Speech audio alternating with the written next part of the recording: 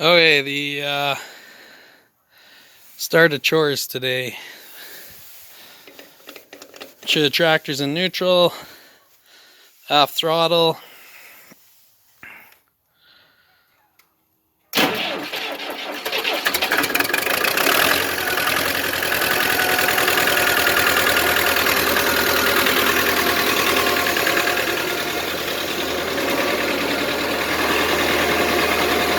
So we'll let that warm up for, I don't know, 10 minutes or so. And then we'll start chores. Okay, well, we're waiting for the tractor to warm up. I buy the chop in 50-pound bags.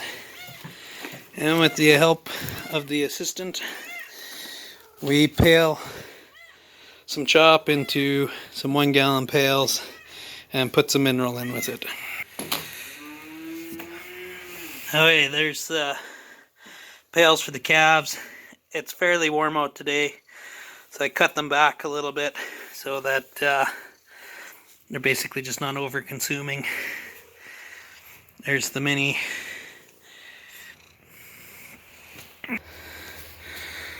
Okay, check water number 1, or 2, I guess this is water number 2.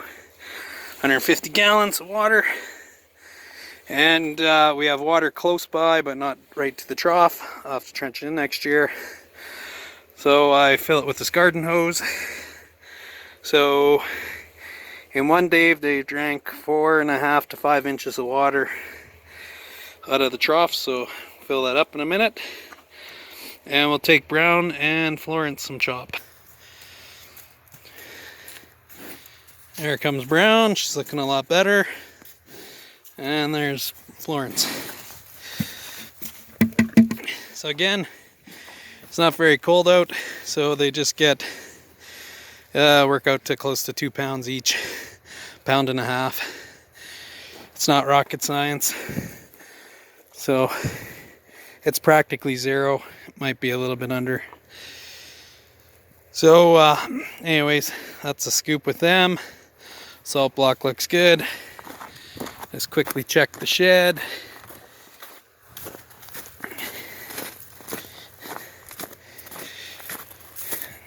It's a little mucky. Not too bad. I might kick some straw around in there later, undecided. And they of course have the other half of the calves' water, so we need to fill that. But we have to go turn on the water. And we'll check the bale over here at the same time. So they've eaten the back out of it.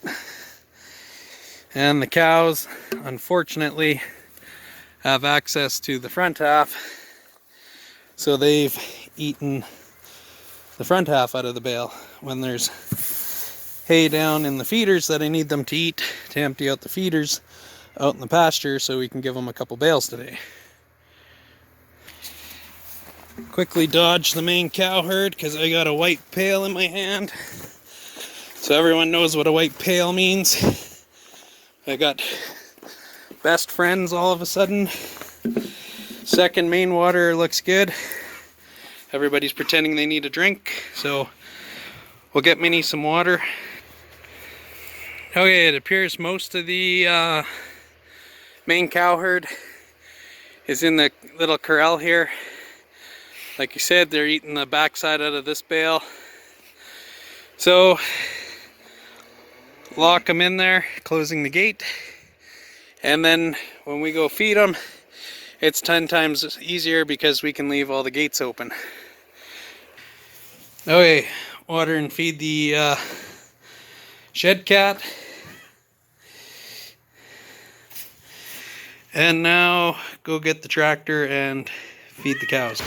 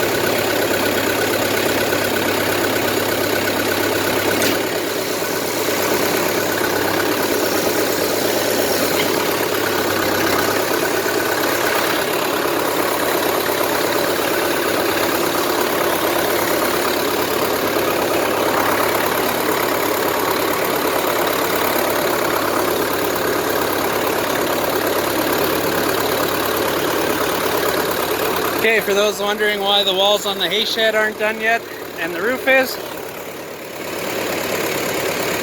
there's the tin. Just haven't had time to throw it up yet. Hopefully in the next week or two I get that done and the walls are done.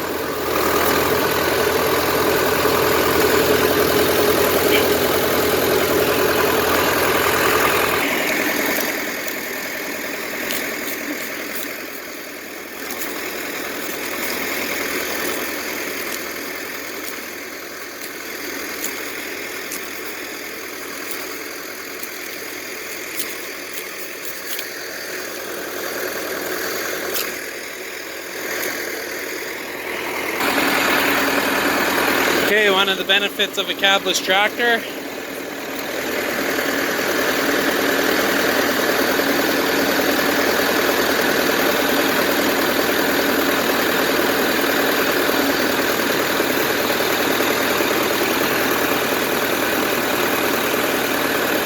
is when you're feeding yourself, you just walk up to the side and you don't have to climb back on the tractor. Obviously one of the downfalls is in the winter, when you're feeding by yourself, you don't have a cab. So, bit of a trade-off, I guess.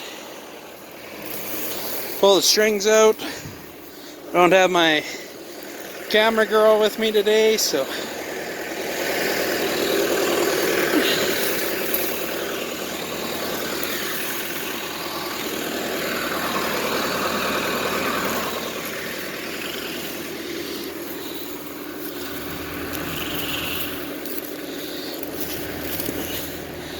this is the advantage of twine. Tops of the bales, tons of snow, frozen in places, and we can get the twine off. The net wrap sometimes is a struggle.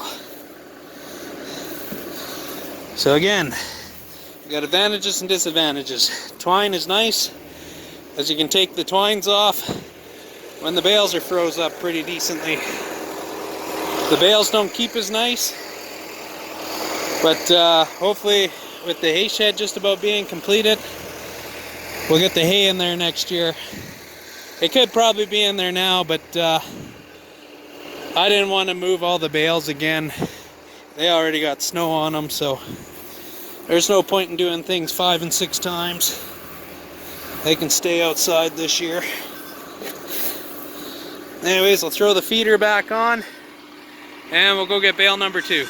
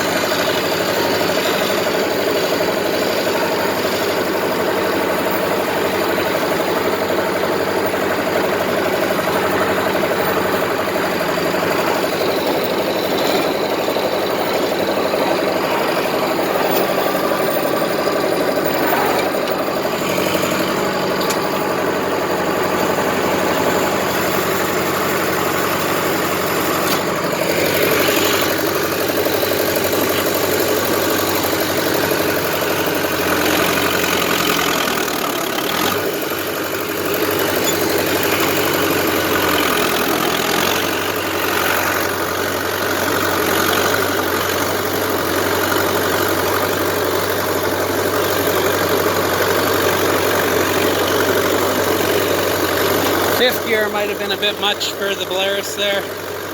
I tried to get to 3rd, but I went into 5th. The transmission in a T40 Polaris or 420, it's 4, R, 3, and 5 down the left-hand side. Down the right-hand side is 1, 2, and 6. So 5 and 3. I don't know, you just get them mixed up. So anyways, we're headed back and we'll drop off the 2nd bale.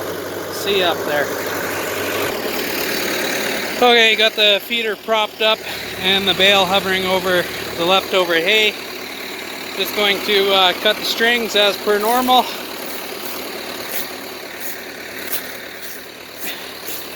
And then we'll tip this bale down. So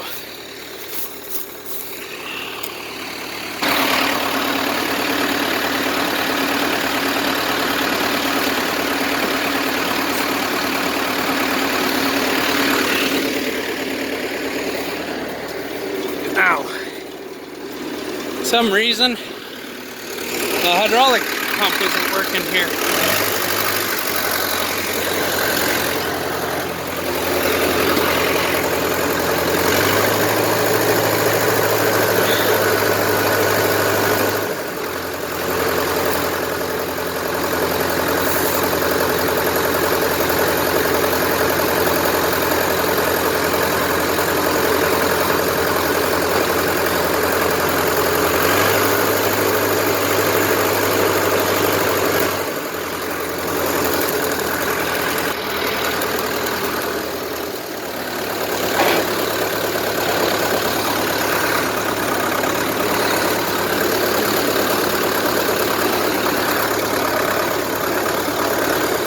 Okay, and then lastly, we don't need the straw in the bed pack, but the tractor's warm and it's a nice day, blah blah blah.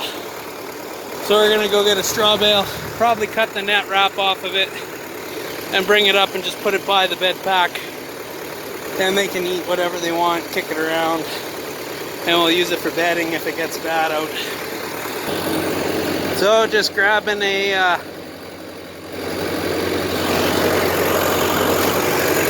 straw bale out of the straw bale stack here, and we'll take it down there for bedding. Okay, there we are. We got the straw bale up here. Of course, it's got the net on it, so we'll have to chop that off here with our knife.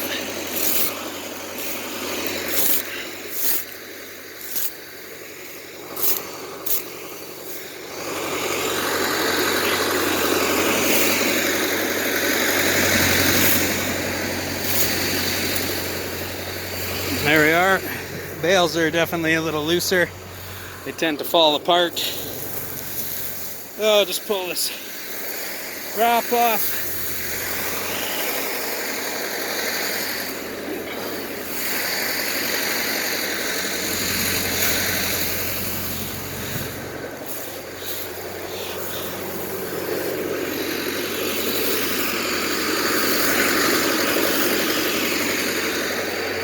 Definitely don't want to go under any bale, but definitely a net wrap bale, because it could be, I try and spear them below center, otherwise it'll all come apart.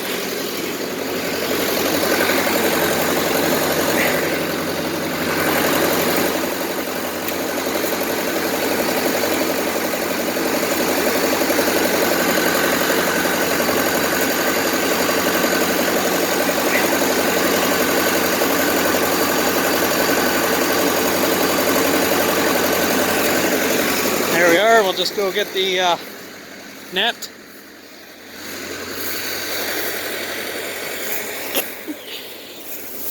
Yeah, this bale's pretty loose. It all layered off. Hate when that happens. I'll be a bit because it's froze right here, and I got to find it wherever it's under here. Okay, so I ended up getting that net wrap out, and I made up the bed pack. I wasn't planning on it because it was in pretty good shape anyways, but the bale fell apart like a stack of paper right there. So anyways, they should be good for a couple days up here in the bed pack. And now we just got to do heifers and steers. They need a bale tomorrow, but I don't want to start the tractor for one bale, so we'll see if we can move something around in their feeder, or find a small bale to dump in the feeder because it's still got some in it, and get them a bale. Okay, looking at the stack there, I don't really see one that's really that much smaller than any of the others. So I'll grab the last bale in this row that we've been feeding at it for a while.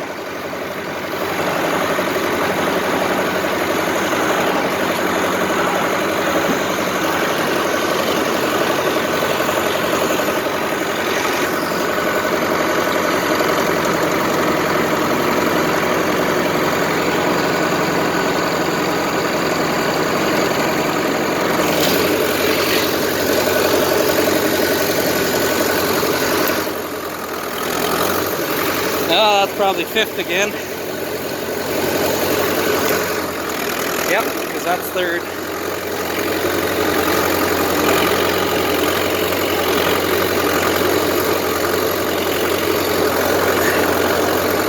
Well, we'll get this back down to the steers and heifers and turn you back on. And then we got to figure out what we're going to do with the feeder there, as far as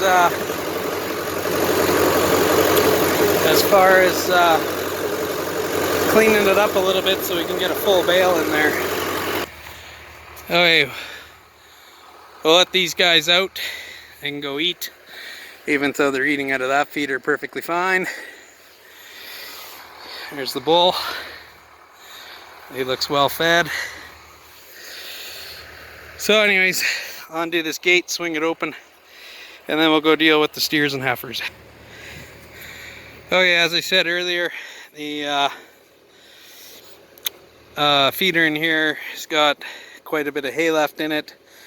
I don't want to start a tractor in the next couple days if I don't have to, so I'll figure something out so I can throw that bale of hay in here. Got to get these guys up, mobile. Their water should be filling right now, and we'll just lock them out of here so we can bring the tractor in. Come on, Cream. Come on, Chocolates. Let's go. Come on, Rebel. And the baby skunk. There he is. Let's go. Come on. Okay, come over, check to see the water is filling. Yes, it is. Nicely. So we'll have to pay attention to that here in a minute. And there we are. The calf water is full once again. And we'll just drag this hose out of here.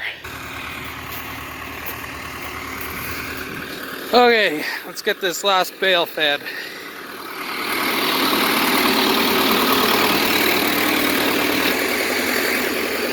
Okay, again, we just cut the strings. This hay looks pretty good. Just gather them up here. I tie them in a knot like you've seen before, just to keep track of them. And then we'll tip this in there.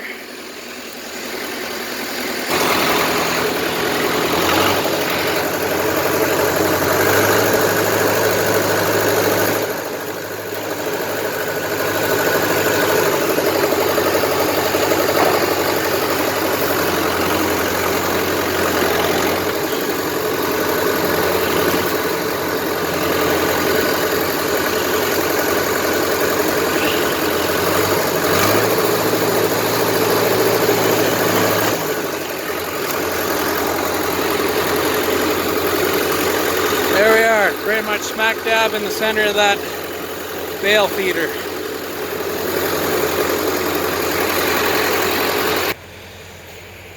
So this pretty much concludes what I say is called big cow chores. That bale's pretty much centered.